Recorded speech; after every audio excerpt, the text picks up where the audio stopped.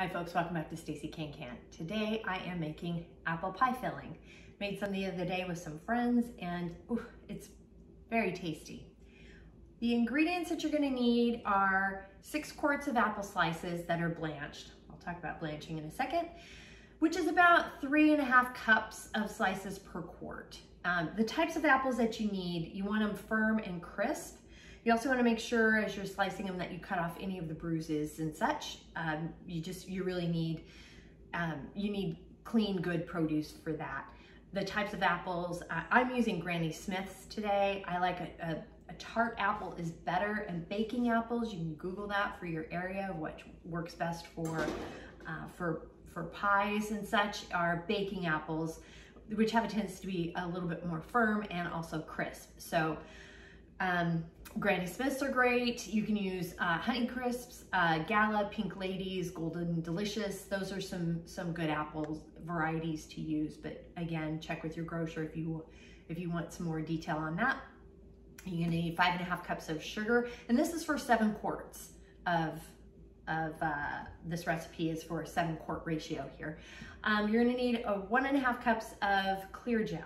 ClearJel is modified cornstarch. You cannot use regular cornstarch in canning, because after you heat it and in the canner and cook it and then heat it in the canner, processing it, the jar for say food storage, when you then reuse it, put it into a pie, it comes out really runny. So it doesn't hold up in all of those multiple processes where you're adding heat to it. So because we have to cook it before putting it in the jars and then heat it again, processing it, and then you're going to need it again for making your pie or your apple turnovers or whatever delicious things you want to make with your apple crisps, with your apple pie filling. So you do need to get ClearJel. ClearJel has to be ordered. You can't find it at your local grocery store. They don't sell it there. You might be able to find it at some of your local farm stores. You can call around for it, but you can find it online. That's the best place to get it. Some remote areas have farm stores that will sell it, but I'm in a more populated area and I haven't seen it. So maybe they do and I just haven't seen it yet, but it's definitely something that you can order. And you also can't use flour. You cannot use any gluten type items. It is not safe for shelf storage, so you can't use flour and such for that. You're going to need a tablespoon. This is optional. You can use a tablespoon of cinnamon and also a teaspoon of nutmeg. Both of these are optional. If you want to use the spices, you can. It gives it much more of a fall flavor. Some folks really like that. Some folks want more of just the tartness of the apple and that punch there. We're gonna need 2.5 cups of cold water. We're also gonna need 5 cups of unsweetened apple juice and 3/4 of a cup of lemon juice. And this is optional too, which is 7 drops of yellow food coloring. This is recipes with the National Center of Home Food Preservation, and also another extension offices through University of Georgia. I'm not using food coloring. I think it's just fine. Some folks want to add it to make it look a little bit more aesthetic and appealing in the jar, because it does kind of darken a little bit, or kind of doesn't, it's not as bright, but I'm not adding those types of additives to my canning. That's just me. So once you put it in a pie, nobody really cares. And then also some, either you need some sort of an ascorbic acid of some sort, like fruit fresh or even lemon juice, because after you slice the apples, you have to soak them in something to keep them from turning brown before we then blanch, etc. So with all of this, well, I'm going to go over blanching super fast. Blanching, this is a very important step. This is the pot I'm using. You would need a pot, something sort of similar to this. You can use your steamer rack if you want, but you need a something that you can fill up full of water and then lower the apple slices in. We're gonna bring it to a full boiling of water. We'll lower the apple slices in, and then you got to get it to a rolling boil, and then set a timer for 1 minute to blanch these. Now blanching, it's recommended for all fruit. I'm reading this is from the National Center for Home Food Preservation. It is recommended that all fresh fruit except fragile berries such as blackberries used in making canned fruit pie fillings to go through a quick heating step. This is to drive the air out of the fruit, which will result in less siphoning of the product when canned. So if you have a bunch of air in the apples, and it's true, apples are pretty porous. They do have a lot of air in them. So when they're heated like that, it does force out the air and kind of shrink them just a little bit. If you were to put them in the jar without doing so, it's all that, the siphoning, it's going to just push a whole bunch of liquid out of the jar, and then you're going to have a lot of space between the top of the jar and the food in there, and the apples in there. Plus, some of the liquid can go below the apples. The other issue that you come into with that is that when you're pushing all that air and liquid that will naturally go out of the jar as it's heating up in the canner, is you can get a bunch of gunk under the rim of and under the lid of the jar, and it can compromise the seal. So these are things that you know, this is just going to be a real quick step that we're going to do before we make into a pie filling. The other tools that we're going to need are, you're going to need a couple of bowls to keep that, because after we blanch, we have to put them in a bowl of some sort too, and cover it to keep them warm before we make the before we add all of the rest of the ingredients to it, the lemon juice and such. And then the tools that you need, we do need, you know, you're going to need a big spoon like so, and definitely you're going to need a spatula for sure. We're doing a 1-inch headspace today, and we're definitely bubbling, so you're going to need both of these, a headspace tool if you want. Some people are better at eyeballing that 1-inch headspace. I'm not. You'll need your funnel here. I like this one because it is actual a 1-inch headspace, which is fantastic. My jar lifter, my lid lifter, and my ladle. Those are the tools that we need and our ingredients. And so with all of that, also, let's not forget an apple core. If you have one, that's great. It's actually a little too wide, so I do have to slice the apples a little bit more because it's just a little too wide, but it does do a good job of just kind of scrunching down, but you don't necessarily need that. We're doing 1-inch or 1/2-inch slices, so keep that in mind. And you need a vegetable peeler of some sort too. So knives and vegetable peelers come in handy for this process. So with all that, now let's go ahead and get started. First thing we're gonna do, starting off, is we're gonna peel our apples.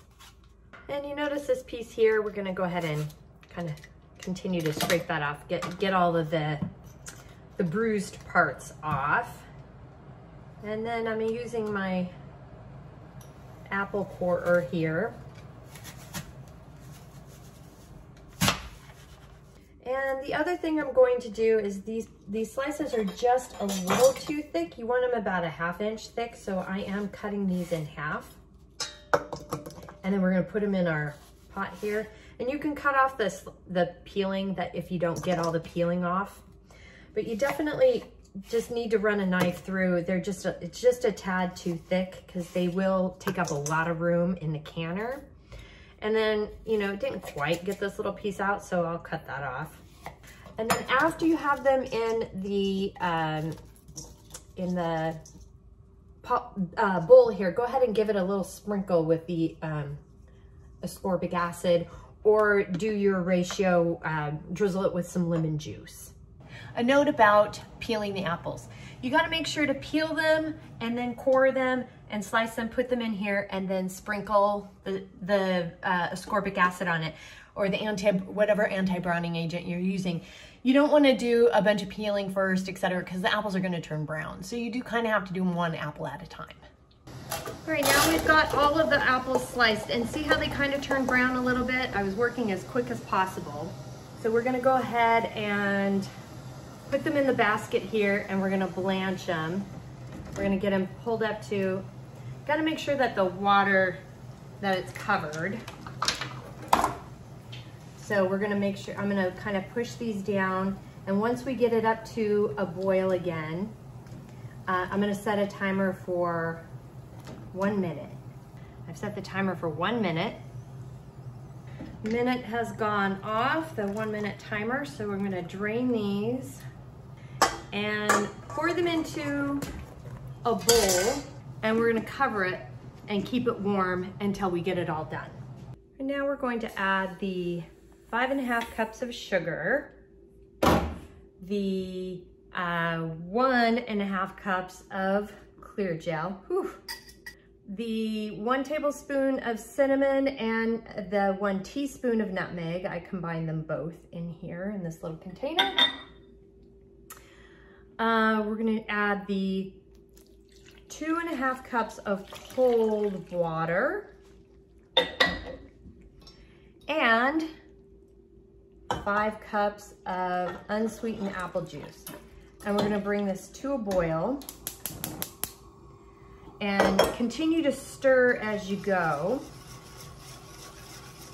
We're gonna get this to a nice, good rolling boil, and then we will add the lemon juice. Okay, this has gotten really thick, as you can see here, and it's starting to boil, bubble a little bit. So I'm gonna pour in the lemon juice. And when it comes back to a boil, after I get this mixed in, I'm gonna set the timer for 1 minute. Okay, now I know that this pan is bigger than this, so I'm dumping it all in here, all the apples in here. Now I'm gonna pour the mixture over the top. And we are gently going to just fold all the apples in. And we're just folding it on in. I find it's best to put the apples in first, in the pot first, and then dumping the mixture on top. And then you can kind of coat it all in together. I'm taking a jar from the canner. It's been heating there up in there. And using this funnel, because it is an inch, it's got an inch headspace on it. And we're just gonna start filling everything up to a 1-inch headspace. And we're definitely gonna be bubbling today. See how goopy it is? And I got an apple in here. So we're definitely running this around the edges here and getting as many of those air bubbles out as possible, which is one of the reasons why it's a full inch headspace, because you do need that. You need the headspace, that's for sure. I'm gonna use my headspace tool. I'm doing pretty good. I am gonna add a little more of the goop, the delicious goopiness in there. That'll kind of help even some things out. Yep, and I got a good 1-inch headspace. I'm gonna definitely clean the rim as best as possible. I'm using the lid water. You can use vinegar. Just make sure the rim is as clean as you possibly can get it. And this is hot, so be careful.